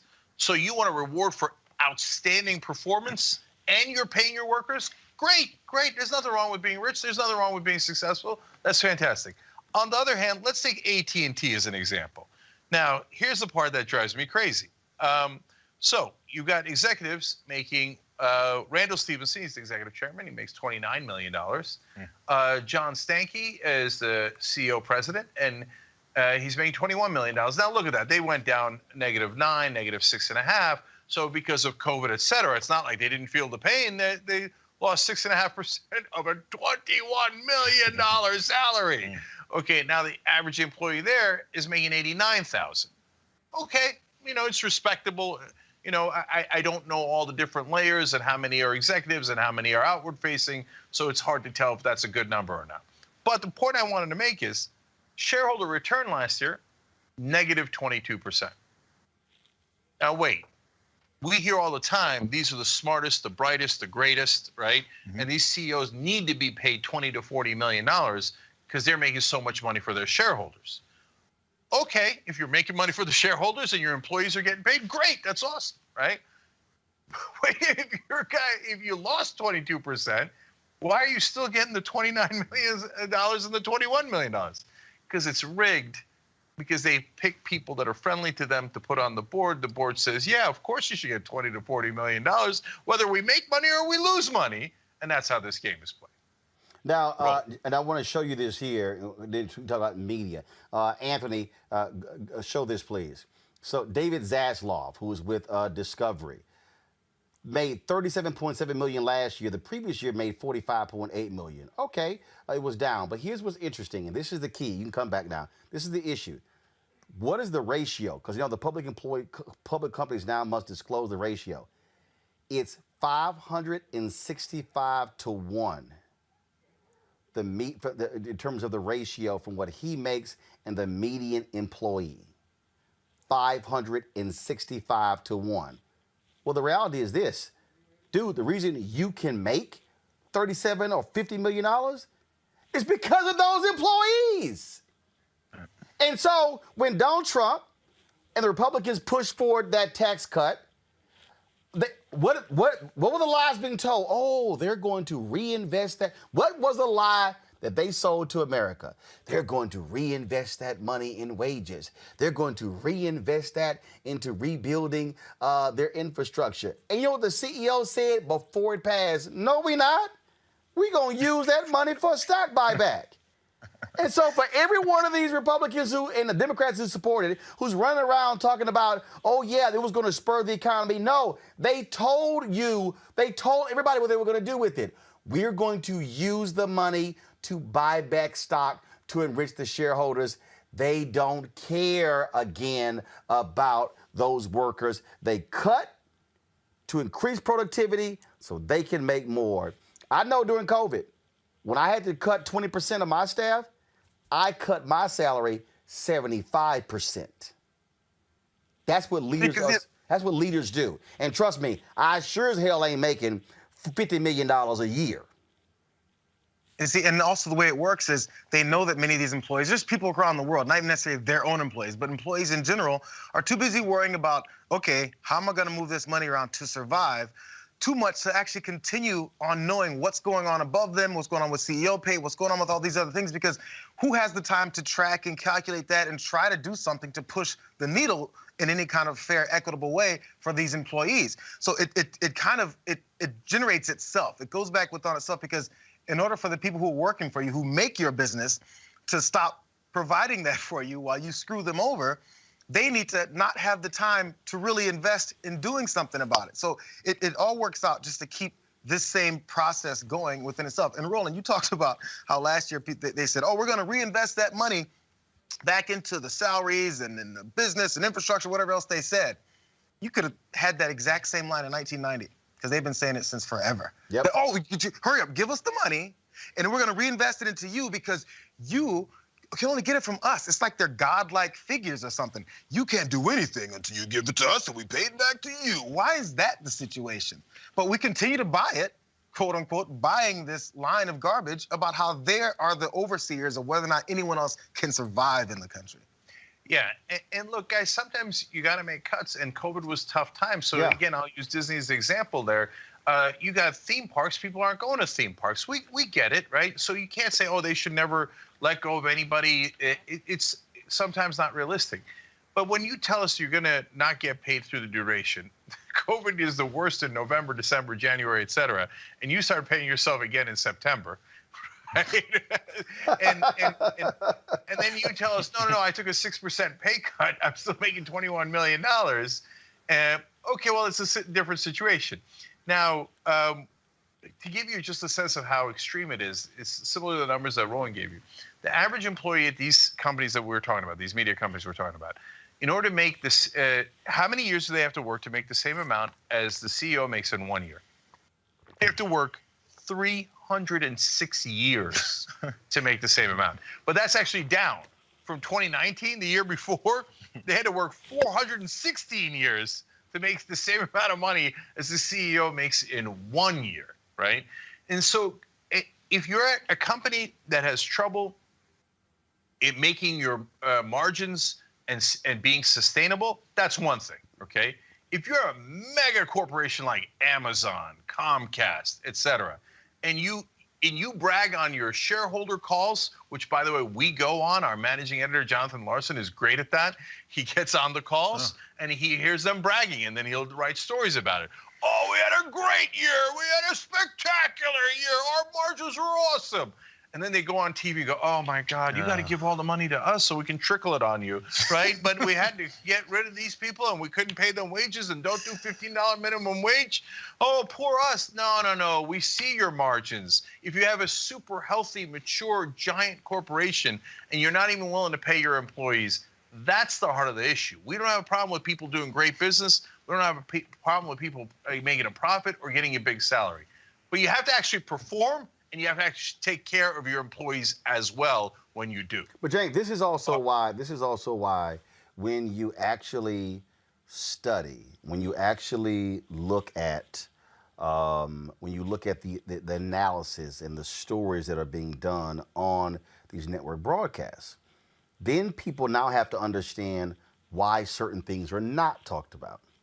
Why is it that you don't have real conversations about public education on these networks? Because the people who literally are on the air, kids don't go to public school. They go to private school. Why is it that you don't have real conversations about the impact of bankruptcy and healthcare? Because they're not having those problems. I remember when I was at CNN in 2009, and we were in the middle of this whole healthcare discussion. President Obama was trying to push it through. And I remember going to one of the executives at CNN saying, and I was asked, what's your assessment of our healthcare coverage? I said, it's trash. They said, why? I said, because you're talking process. The person said, well, what do you mean? I said, well, in 2000, my appendix ruptured covering the Democratic National Convention. I didn't have any health insurance. I said, while I was there, my car got repossessed from the airport because I actually couldn't afford to pay the miles on it and the lease was up. It happened while I was in the hospital. I said, I battled them for 4 years. I said, almost $100,000 in bills. I said, eventually I had to file for bankruptcy because they tried to foreclose on my home. I said, so let me ask you a question. Who do you think could have a real discussion about health care on the air? me or somebody who doesn't have that story. See, that's also part of the issue. That's why we don't have real conversations on these major networks, because you're not dealing with people who truly can talk about their lives and how these issues have affected them and convey that to the audience. Yeah, I mean, it's a murderer's row of terrible media, honestly. I mean, you got the mainstream media, who these guys are the CEOs of. They have the problem that Roland just outlined. And the right-wing media, Rush Limbaugh had an emergency operation when he was vacationing in Hawaii back in the day. And he came back on his air in right-wing media and said, well, it was no big deal. I don't know why anybody has insurance. It only cost me the amount of a small car. That's all. Well, Right, that's all. right. Oh, I see. Okay, because we all got that lying around, right? Just in case something goes wrong, and that's how callous a lot of these folks are. That's just the reality. Okay, all right, we got to take a quick break here, guys. Let's take that break. When we come back, more exciting news for you guys. We'll be right back. All right, folks, while they're taking that break, what we want to do is we want to thank the people who support Roland Martin Unfiltered. So go ahead and enroll members of our Bring the Funk fan club.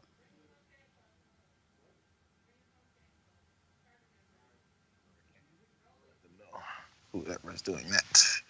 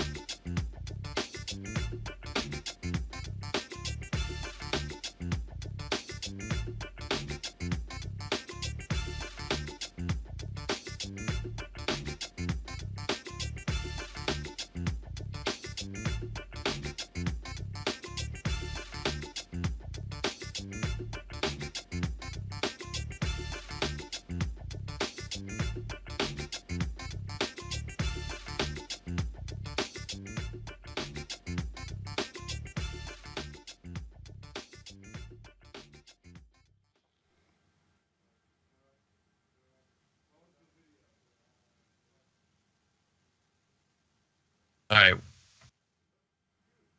Back, and we are going to cover this NFT story. We're going I block.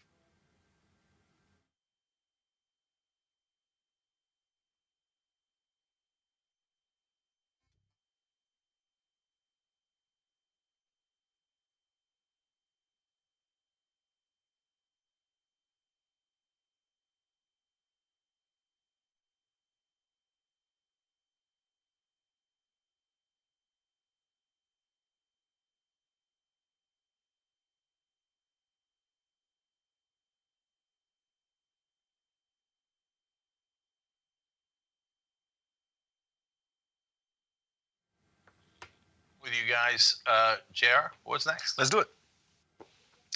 The governor of West Virginia, Jim Justice, thought it'd be a good idea to join the chorus of Republican politicians who are pushing against trans girls' rights to compete on girls' sports teams. So he signed a bill into law that West Virginia lawmakers presented to him to do just that. Now, he didn't have very good reasons to do so, and Stephanie Rule of MSNBC made sure to ask him about it. But before we get to that, let me just get one aspect of this new law that Justice did sign. So, as I mentioned, Jim Justice Wednesday signed into law a measure that prohibits transgender girls and women in the state from competing on sports teams at, quote, any public secondary school or state institution of higher education.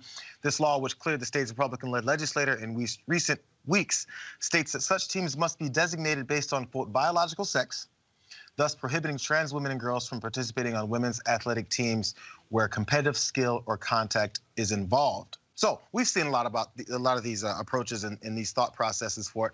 But let's see what Stephanie Rule, who apparently was very upset about this latest law that has been signed in West Virginia, she got a chance to confront the governor and really get his idea of why he did this. Can you name one example of a transgender child trying to gain an unfair competitive advantage at a school there in West Virginia? Well, Stephanie, I don't have that experience exactly to myself right now, but I will tell you this. Not yourself, your state, sir. Can you give me one example of a transgender child trying to get an unfair advantage? Just one in your state. You signed a bill about it. No, I can't really tell you one, but I can tell you this, Stephanie. I'm a coach, and I coach a girls' basketball team. And I can tell you that we all know what an absolute advantage boys would have playing against girls. But, sir, you have no examples of this happening. Why would you take your time to do this? Let's talk about other things that I can give you examples of in your state. According to U.S. News and World Report, West Virginia ranks 45th in education, 47th in healthcare, 48th on the economy, and 50th in infrastructure. If you cannot name one single example for me of a child doing this, why would you make this a priority? I just named 4 things that would seem to me like a much bigger priority. Well, Stephanie, I didn't make it a priority. It wasn't my bill. You signed it. Deflection, push it off to someone else. It wasn't me. I just signed the bill. I don't really know what's in it. Now, if you have no agenda to take care of these 4 things that Stephanie Rule pointed out are issues in West Virginia, then you might go to things that don't really make a difference, like this bill. Maybe something that will get people that are in your state to rally to your side over something that really doesn't affect literally anyone in the state. It goes on to the constant culture war that we see happening from the Republican Party because we know there's not much that they have there to offer to American people. All they have is the other folks, the others. You guys talked about gays, gods, and guns is the things they pushed. They're losing out on the gay part now, but they're pushing this next thing. Or maybe the trans folks, those trans folks, they're the scary ones. We all know gay folks have a gay family member, so that's starting to lighten up a little bit. We have to focus on the trans folks because I'm really afraid of them. So these are the type of things that they're pushing to get somewhere in the political realm rather than actually doing something for people because all of their policies really, really don't. But it may work. Yeah, go ahead. Yeah, it always has. Here's why it may work. And I need people to understand you have to step back and look at this thing in a much broader view. If you take the voter suppression bills that are being passed, Georgia, Florida, Texas, 350 bills nationwide, they need to shrink the electorate. What typically happens is you've got a Democrat who's in the White House. Typically, the party that wins, their folks don't turn out in the midterms. 2008, massive turnout for Obama. Folks didn't show up in 2010. What followed in 2010? Voter suppression bills in state legislatures. 16 state legislatures flipped. And then, of course, you had Shelby v. Holder that they began to sue. That was decided by the Supreme Court in 2013. It created the existing problem.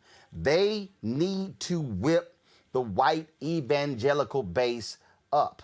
Not only that, Ron Brownstein today was tweeting this, and he talked about the significant drop in non-college white voters. Why is that important? Because that's who the governor is targeting. That's who these bills are targeting. So what has to happen is, while people who disagree with them passing these bills, there must be a concerted effort among progressives or forces who are against these crazy right-wing folks to begin to get our people to understand you can't wait on the 2022 elections come September 22. You got to start now. This is all a part of their strategy. And I told a group 2 months ago, I said, this is going to become the new thing because they got to get the white conservative evangelicals ginned up on something, and this is it. Yeah, and so it's so transparent if you actually bother to listen to any progressive show, right? So you listen to the Roland show, our show, we tell many other wonderful progressive shows, and we tell you all the time, look, it's so obvious. Why are we talking about Dr. Seuss? Why are we talking about a made-up story about how Biden's going to ban burgers? Why are we talking about a made-up story about how Kamala Harris is giving her book away to undocumented immigrants? Why are we talking about trans sports in high school? I mean, I can't think of a smaller issue if my life depended on it. And Stephanie Rule makes a great point about there might not be a single case in West Virginia, and they bother to pass a bill about it. Why? It's everything that happens for a reason. They need a distraction because they're so bad at their jobs. You saw those numbers. They're terrible on education and wages and you name it. They've crushed their own voters. And Roland talked about it earlier in the show. You go to red state after red state, it just miserable failures. Mississippi, Alabama, etc. Not the people, but their leadership. They keep electing Republicans, and they wind up at number 50, number 49, number 48. Right. Every year they're jockeying for position on who's worse, right? And so when you have such a miserable record of failure because you gave everything to the richest people in the state and you robbed the poor and the middle class to do it, then you got to try to distract them. Squirrel, trans people in the athletics, etc. And so, and guys, if you're a religious person, no matter where you are on the political spectrum, do you really think this is the number one issue? And you know that it isn't. And you also know that they tried this on gays, right? They did it earlier in 2004. George W. Bush ran on, gays shouldn't have the same rights as we do. They shouldn't be able to marry. They shouldn't be able to adopt, et cetera. They put those on the ballot in all those different states so that Bush could win the 2004 election, and it worked. It stopped working because everybody realized, it turns out I know someone who's gay. It turns out somebody in my family's gay, et cetera. Now they're like, we got to go smaller. Okay, eventually they'll be down to handicapped black trans people are the real problem in America. My one last thought on that also is those four things, the things that all these states have issues with, would be solved with more progressive policies. That's why they don't do it, because they'd have to do something that helps American people, and that's nowhere near their agenda. It'd be them not living up to their campaign promises, because those things are fixed by progressive policy. But here's what has to happen. This is real quick. You got to have Democrats who are willing to take the fight to them. I said directly to President Barack Obama, stop going to the suburbs of Ohio and Virginia touting the Affordable Care Act.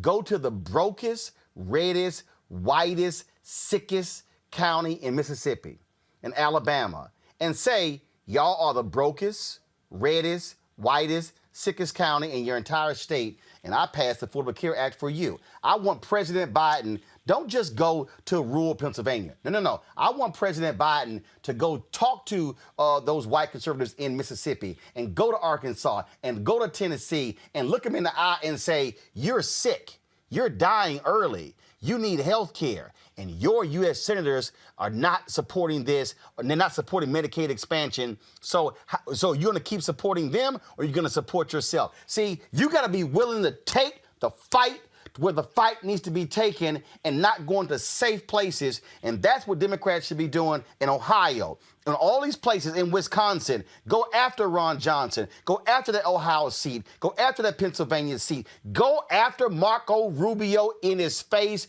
Go target Cubans and Venezuelans. But if you keep running away from the fight, you're not going to win. 100% right. All right, guys, we're out of time. So if you're a member, we got a great post game for you guys coming up. TYT.com/join, or hit that join button below on YouTube to become a member. And I need everybody to check out Roland Martin Unfiltered, and check out Roland Martin on now as part of the TYT Facebook network. So Roland, thank you, brother. We appreciate it. I appreciate it. Always glad to see y'all. Go Rockets. To hell with the Knicks. We'll see you on Monday. All right, folks, that was fun. I certainly appreciate it. Thank you so very much, all of you. And so we're going to do this here again. Actually, let me just go ahead and do this here. I read y'all some of the names. I got a couple of checks in. I want to do this right now and give folks, again, if you gave $50 or more, you get a shout out. So certainly, Ina Hankerson, I appreciate it. Thanks a lot. Yo, now with the weather's changing, allergies are coming back in a huge way. Let me put that damn mask back on. That protecting the brother.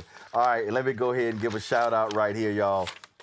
To Nicole Walker. Nicole, I appreciate you joining our fan club as well. Hey, folks, every dollar you give goes support our show. Please, every single dollar. Trust me, we put it back into the show. We put it back into our staff. That's what we're doing. We're trying to build this thing up. Our goal is to get 20,000 of you who contribute $50 at a minimum $50. If you don't have that, we totally appreciate that. Understand it. I just saw it right here, and I just appreciate this here. And again, we know how it works. I just had, give me a second, on PayPal, Robert Jackson. He gave $10. And Robert, I appreciate it, man. Thank you so very much. So folks, y'all can support us. Again, Cash App, $RM Unfiltered, PayPal.me/R Martin Unfiltered, Venmo.com/RM Unfiltered, Zelle, Roland@RolandSMartin.com, Roland@RolandMartinUnfiltered.com. You can send a money order to 1625 K Street Northwest, Suite 400, Washington, D.C., 2006. Folks, we're going to keep speaking truth to power as all we do. Oh, let me go ahead and show y'all this. And oh my goodness, I never thought this would happen. Actually it is. We're sitting here talking about, of course, we had a first. You just saw a first right here with us with the Young Turks.